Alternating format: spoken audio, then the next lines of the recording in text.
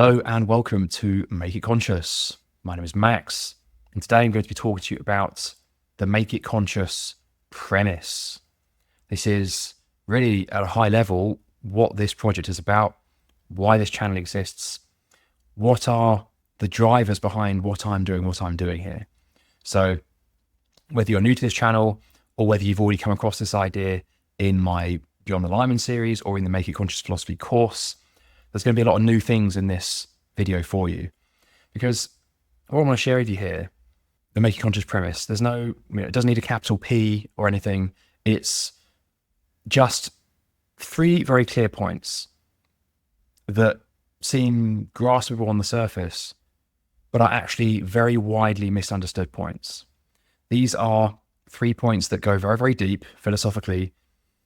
You could create a whole career out of any one of them, and I'm certainly not intending to cover them all in complete depth in the next half an hour or so. But at the same time, they're widely misunderstood. They're both important on one hand and widely misunderstood on the other. So, I'm seeing that and thinking there's a differential there. And I think these 3 points are things that are going to become more widely understood over time. I should say that if they don't, we're in serious trouble, because all three of these are fundamental to the pursuit of selfhood and the acquisition of self-knowledge. So in brief, the Make It Conscious premise is that you are free, you matter, and you know. Are you? Do you? Of course, this doesn't always seem to be true. These 3 points also share some other qualities. The first is that they're not always true temporarily. Our daily experience is not always marked by these facts. We don't always feel free. We don't always feel like we matter. And quite clearly, we don't know. We don't know a lot of stuff. So, what's this guy talking about? Well, like all statements, there's both truth and untruth to these things. But I think there is a more essential truth to each of these that we do very well to understand. So I'm going to be teasing them apart. I'm going to be looking at both sides of each of these and a synthesis around each of them, calling on the wisdom of some great thinkers from the past as usual. But as you might have just ascertained, each of these points is in itself a dialectic. What is freedom? Well, you are inherently free, but that doesn't mean you can do what you want all the time. You matter. Your mind matters. It renders your experience to you. Your experience matters, and your influence on other people matters. But that doesn't mean you have complete control over what happens. And lastly, you have the knowledge within you to proceed to solve your challenges in life, whatever they may be. But quite clearly, you don't always know, right? You don't know what you don't know. Sometimes you don't know what you do know. How does that make sense? Well, therein lies a clue. So let's move on to the first point here. You're free. You're already free. Freedom is inherent. And this was core to the idealist philosophy, likes of Hegel, Schelling. It's even intrinsic to Jung, who said that freedom stretches only as far as the limits of our consciousness. At our base, we are freedom. So what can that mean? Okay, so there's actually a number of meanings to freedom. I just want to clarify a couple of them. We're free insofar as we have free will. We can make choices. Now, there's a lot of thought in the modern age, particularly, that disagrees with that counters that. Determinism, people like Sam Harris, who think that there is actually no such thing as free will. It's all just determined, and we just have this experience of it nonetheless. I'm not here to explore that. It's a very long conversation, that one. But I'll just say a little bit in that thesis simply opens up more questions than answers. Why do we have the feeling of free will if we don't actually have free will, for example? How did order come to be if it wasn't created through freedom? The idealist philosophy, on the other hand, I find actually explains a lot of this stuff. So we have this free will, but there's another meaning to this, and that is that this freedom is ultimately what's at the heart of ourselves and of the universe at large. And you can think of it as like non-contradictoriness. See, Hegel labored to point out that ultimately things check out in the end. He didn't put it in those words, but that's my interpretation. He said that the universe is rational, not in the Jungian sense, like the functions of thinking and feeling. These are very rational ways of deciding in the world. That's not what he meant. He meant that it's rational in that it all makes sense in the end. It doesn't contradict itself at its essence. Of course, it contradicts itself in a temporal sense. We are surrounded by contradiction and irony. It's one of the defining features, arguably it is the defining feature of our world. That's also kind of the point. But underneath it all, there is this unifying wholeness. So that does not violate this idea of freedom. It is freedom. So true freedom actually allows for both freedom and limitation. In fact, the limitation comes from freedom itself. It doesn't mean you're free to teleport yourself to the Maldives right now. It doesn't mean that you're free to ingest an infinite amount of chocolate cake without actually assimilating any calories. And neither does it mean that you can print infinite amounts of currency units without causing some knock-on effect on the economy, the world, and the lives of other people. That's not what freedom is. Freedom is not just heedless gallivanting.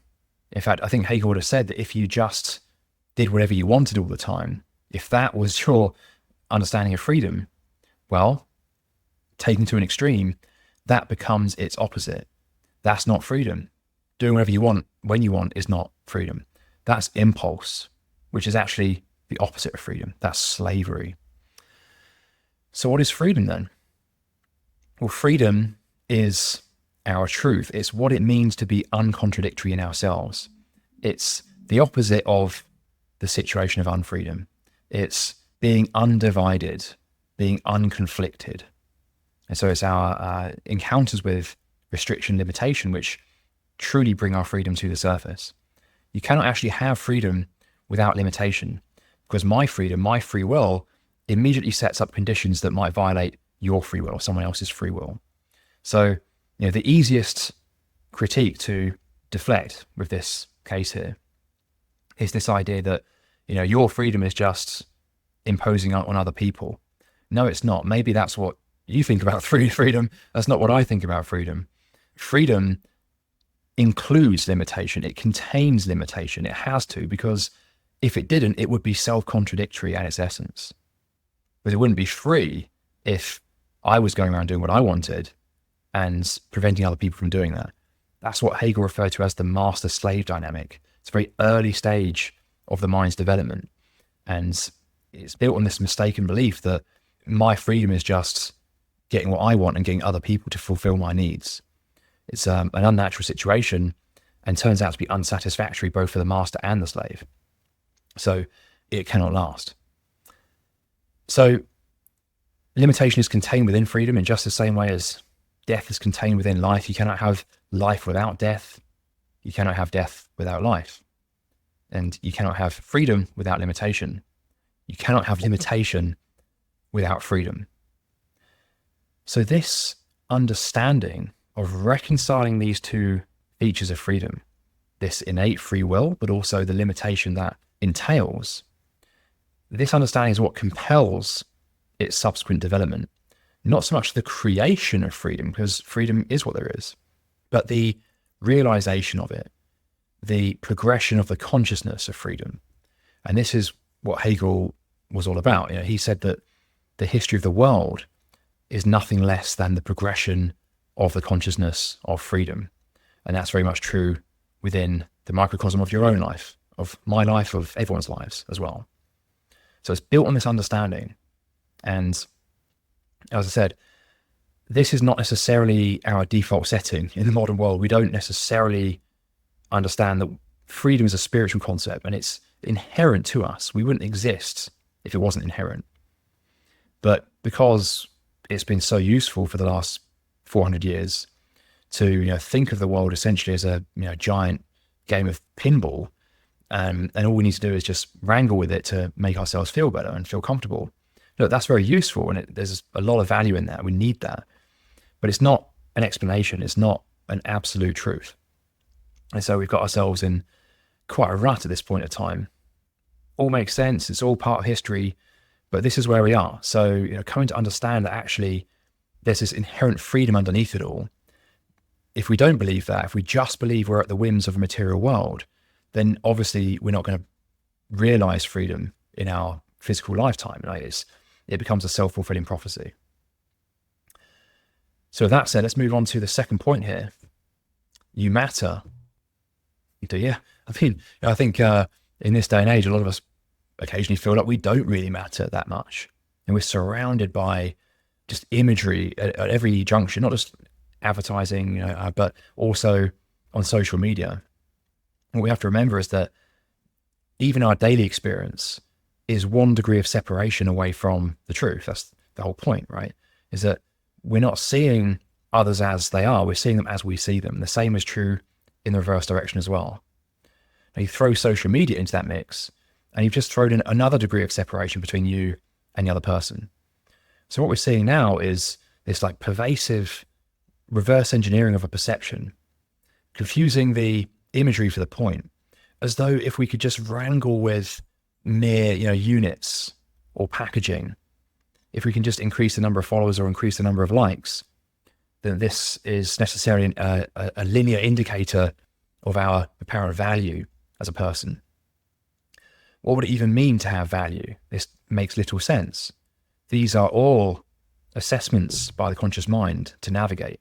They lead us in potentially helpful directions, but everything's a vehicle and everything's a trap. They can also lead us very far off.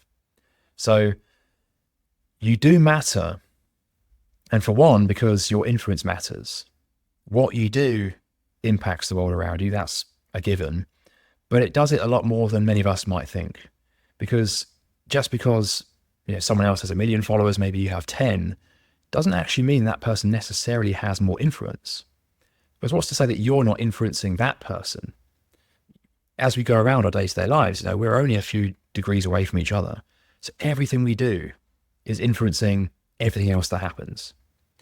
Hypothetically, had you or I not been born, the world would be a unrecognizably different place.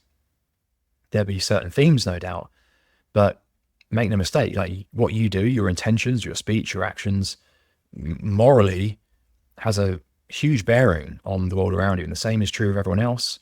The same is true whether we're embodying positive or wholesome intentions or evil intentions. So your influence matters. But just going back to the first bullet point here, your experience matters. What does this mean? Well, it means that your experience, joy, suffering, meaning, this is a truth. This is bare attention. This is by default not an illusion. You can pretend you're not suffering. You can bypass, you can rationalize, you can avoid. You can tell a story or, again, present an appearance of not experiencing any kind of tension. But if you argue with energy, if you argue with the rational truth of the universe, it will eventually come back and bite you. And this is the dynamic we see a lot of the time, right? This is how defense mechanisms work. For example, maybe we're trying to attenuate the flow of experiences coming into conscious attention. Nothing wrong with that. But if we've become so fixated on our idea of ourselves and our current thesis that we'd rather die than allow that to change and transform, that's pretty much the definition of pathology. So if we deny, it comes back in such a way that it forces a change or forces transformation. And if we're not willing to keep up with that, that can lead to our own death. So it's not the only cause of death, of course, but you see, nature finds a way. It has to. So our experience matters and our influence back on the world matters. We're all playing a role in this. But perhaps most importantly of all, your mind matters. And specifically what I mean by that is that your mind matters in how you experience and influence the world. Okay, what's he saying? I'm saying that what you perceive is your own mind's rendering of a world. Everything you've ever experienced is your mind, but perhaps more accurately is rendered by your mind. You see it in terms of yourself. Doesn't mean you see yourself. That's a different statement. you see it in terms of yourself. You render a meaning out of it. You see it through the categories of experience. You assign your own meaning to it. Perhaps you see your own thesis in the world. This is what all religions around the world are doing. And almost as a common theme, at least in their exoteric form, the thing then they're missing out on is the fact that actually they're seeing a thesis. They're not seeing things as they are. They're seeing how they see them. Kant famously said, "You see me as you see me, not as I really am." It's very important to bear in mind. Now, this is something we all know on some level. We all understand that if we're hungry, then we think about food more often. We all understand that if we're in a bad mood, we see other people differently. Any corporate manager can tell you, perhaps by virtue of sheer necessity, that if their subordinate is in a bad mood, they're going to be behaving differently around their colleagues. If two subordinates have had a disagreement in the past, it's going to colour, as it were, future interactions. Everybody knows this. But this is mere pragmatism. This is not wisdom, right? This is understanding how to maybe get a result that the ego has already predetermined to be the good one, the right one, as mistaken as that might be. But this is not true understanding. This point goes so much deeper than I can even articulate. Everything you experience is subject to this effect. And not just what you experience, but your very influence on the world in turn. What is the difference between a mere perception of a reality, a supposed objective reality, and the very formation itself of that reality? Now, this isn't the place to delve into that, but I will just say that that line might not be so clearly demarcated. We all know that if you buy a certain brand of car, you start seeing that car everywhere. Are you just seeing it more often? I'll leave that question there. The point here is that the mind plays a key role, and so therefore it makes sense to work on the mind directly. We cannot solve our challenges just by wrangling with the external world. And this is very important for where we stand right now. It's always been important, but it's the basis of all meaningful self-knowledge. And it's also the true resolution of all cultural challenges as well. Whatever problems are facing the world, whether it be ecocide or a dysfunctional economy or some sort of external enemy, maybe it's Russia if you're the United States or vice versa, these will not be solved by that one final policy to solve all other policies, to undo the damage of all previous ones. Just overlaying more junk on top does not magically fix the junk that's already come before it. Likewise, printing new currency units, just doing that ad infinitum, does not solve the fundamental problem. It's mistaking the image or the symbol of something for the point that it represents. Economic contribution, for example. And likewise, you're not going to solve it by defeating an external enemy. Just like how at the end of World War II, after the Allies and the Soviets defeated the Nazis, almost immediately, they're looking each other up and down, and the Cold War begins. It's not to say that Nazi Germany wasn't a problem. See, this is where it gets really tricky. Our minds like to fall on one side of this or the other. Either, the problem was Nazi Germany, defeat them, or the problem is that everything's a projection. Well, it's not really helpful to say that everything's a projection, because quite clearly in this very significant global event that happened, it wouldn't have been accurate or useful to say that it was just simply the United States and the Soviets projecting their own inner authoritarian onto the Nazi party, and that's why it all happened. Clearly, there's a dynamic at play here. There's no one-sidedness in shadow work or individuation. Everything is a dichotomy, and we have to honor both sides. That is the whole purpose and point. So, moving on to the final point here then, you already have the answers. This is, again, not intuitive, because clearly we don't know everything. We don't know what we don't know, but actually also sometimes we don't know what we do know. What's that about? Well, there's no better place to be reminded of that as when you practice active imagination. Sit down, lie down, close your eyes, engage in a deep conversation, interaction with the unconscious mind, your own personal unconscious material, and collective unconscious primordial images. And you can come out of this with insights that hit you like a lightning bolt, something that you knew on some level, but weren't conscious of, and perhaps for good reason. But at the right time, when the conditions are just right, and when it becomes really compelling and that becomes the most pressing matter, this thing comes to the surface. And suddenly it's like you resolve the contradiction and you've got a new lease of life and everything seems to make sense for a time. But it is this situation of unfreedom that compels movement. So whenever we encounter any kind of tension, suffering, it's pointing to something that's in conflict, not necessarily only within ourselves, right? We're not solipsists here, but it's nonetheless reflecting, maybe in a situation outside, but there is something that's not free. Our freedom is not being realized in this situation. We're effectively under control by something, whether it's an unconscious impulse, whether it's some kind of ego inflation, right? There's an archetype that's taking over and just driving us towards a certain goal without any consideration to any other goals that might need to be reconciled with at the same time. So the thesis here, if you like, is this confrontation with unfreedom. This can seem like such a ridiculous state of affairs. None of us chose unfreedom. None of us chose to be born into this world. None of us consciously decided, our parents or other situations we get into, or the impositions on our own will that are just inevitable as part of life. And yet we're forced to face it. How is that in any way fair? Well, is there something that's actually more valuable than fairness? Yes, and it's not only more valuable, but it's more essential. And that is this inherent non-contradictoriness, freedom. So freedom means necessarily we end up in these situations, we're born into them pretty much. And this actually compels movement because this unnatural temporal situation cannot exist perpetually.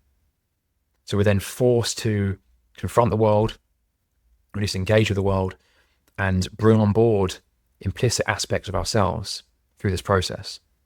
But if everything was just purely determined and there was like everything just running on a train track, well, where does this order come from? So again, this implies this feature which we call the unconscious mind. It's a very important concept to understand, but it's not really a thing in itself. As far as, it's not made of atoms. You can't measure it.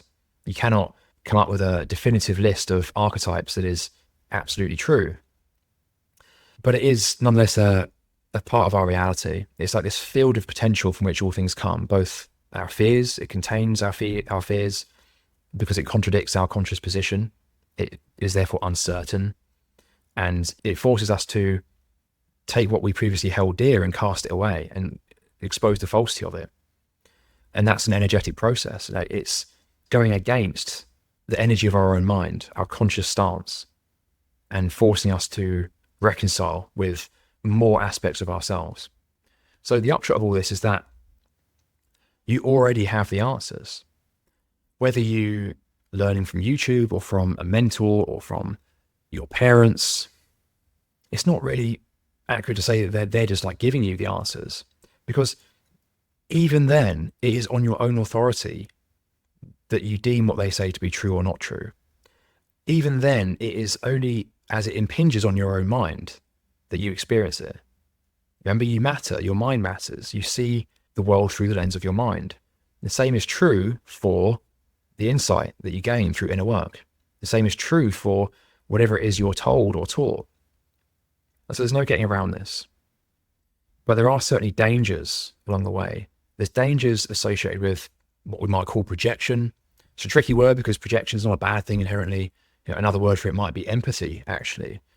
But if it's happening in the negative sense, i.e. where we're projecting disowned aspects of ourselves, encountering them in the world, they're reflecting back that fear of the unconscious mind, or where we're actually projecting positive, wholesome aspects of ourselves, qualities, which often are actually just the positive orientation of the very same thing that we're scared of.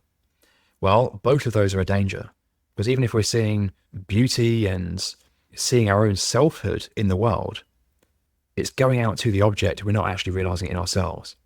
Everything's a vehicle and everything's a trap. And if we can understand that, well, not only is our freedom inherent, not only do we matter and do our minds matter, and that's what we're experiencing is our mind in a sense, well, we can understand that we already have the answers. Doesn't mean we don't need to engage with the external world. Engagement with the world is of utmost importance, not just for the purposes of coming into new information, but the very understanding of self-consciousness itself. If we didn't encounter other self-conscious beings in the world, we would have no way to recognize our own selfhood. So there's this like iterative dance that goes on where we learn to establish ourselves, learn to discover our own truth, i.e., our uncontradictory essence. But at the same time, we're not impinging on anyone else's, because as soon as we're impinging on someone else's, as soon as we're using our will to violate theirs, our freedom to violate their freedom, we're actually violating our own freedom. We're actually hindering our own progress and relating to ourselves in a harmful way as well. So what I'm encouraging with this channel is to examine the answers you already have inside of you. So I actually offer a series of techniques for that. The way we bring these facts together is through inner work, simply put. What does that mean? Well, I compile everything it involves in the 7 Habits of Individuation model. If you're interested in checking it out, you can go to the website, makeitconscious.com. There's a free 45-page primer you can download, goes into 7 habits. I'll be going into that in a lot more detail in the course, The Way of Individuation, which is being published before the end of this year. Divination arts play a big role in this as well. Now, you don't have to believe in anything supernatural here. The divination arts, that's tarot, astrology, these are symbols, right? These are ways of understanding the psyche. You can use these to understand what's going on inside your own mind in a way that's not dissimilar from a Rorschach test. Now, I think it's a much more effective method because it's got a lot of symbolic integrity. It's been honed over many, many, many, many years, and it therefore accurately reflects the very essence of the human mind and the human journey.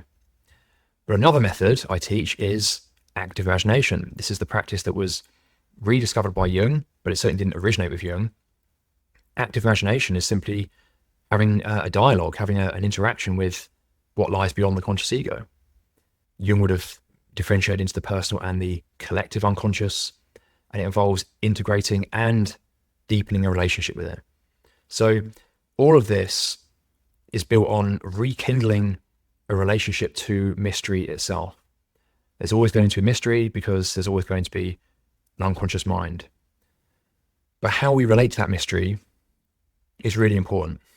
Jung actually talked about this at length, about how in throwing out religion, which it was the right thing, that the Enlightenment era and our rational knowledge called that into question and proved the falsity of that where there was falsity. But at the same time, swinging too much to the other side has created a situation where not only are we antagonistic to mystery itself, but we actually have no way of dealing with it. And we haven't become any less religious. We've just become less consciously religious. In other words, the very same archetypal material, the very essences of ourselves, Jung called them the archetypes, these are just being projected outwards. Right? These are just being regarded in such a way that they actually pose a greater risk of inflating. And you look at any corporate organization and there's just endless amounts of projection going on, like this, like archetypal projection onto the leaders and so on and so forth. So none of that is particularly conducive to selfhood. Hence why these 3 statements here, you're free, you matter, and you know, I think are very, very crucial for solving individual challenges and any cultural challenges, but they're also not very well understood at this time. So I go into more depth in this in the courses of the Know Yourself program. If you're interested in the philosophy side of things, I recommend checking out the first course. It's called the Make It Conscious Philosophy, and it's currently available for only $7. So, you can get that pretty cheap. And if you're looking to get into more practical side of things and do some active imagination, I recommend checking out course 2, which is called How to Talk to Yourself. And the aim of that course is to get you self-sufficient in this ancient and sorely overlooked practice. So with that all said, I will thank you for your time and attention. I look forward to seeing you in either the learning area or a future video. So thank you and speak to you soon.